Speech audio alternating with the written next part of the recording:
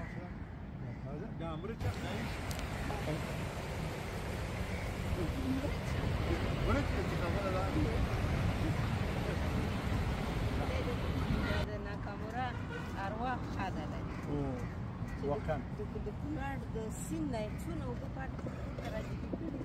او دغه سیده د ټول ځایونه پکې شنه کړل زرغونه کړل دا ځنګلونه ګوره دا باغونه ګوره اقل وړاندې ناکامورا بابا چې و خدای دې وبخي هغه ناکامورا د خدای جنتونه ناکامورا یا کاکامورا خدای دې جنتونه ورکړي امين او افغانان په قدر پوه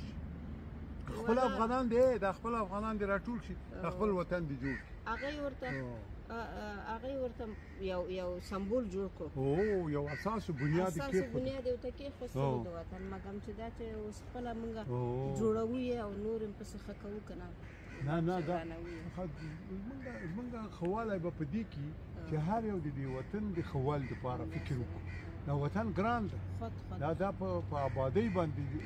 ټول خلک آرامه کیږي دا خپل دغه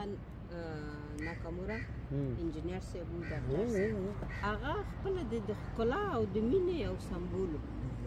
چې د خاورو ډک افغانستان ته راغی او دا سپیرې دښتې دي د اوبه پکې جاري کړلې او بس ټول ځایونه شنه او زرغون مګر یو شی درته وایم فیضه جان همدغه اوس ته مطمئنه اوسه چې افغانان دې هوډ کړی چې دا وطن به جوړي نور به جګړه ورته نه راوړي ولې جګړې په ځای ولې دلته آبادي نه کوي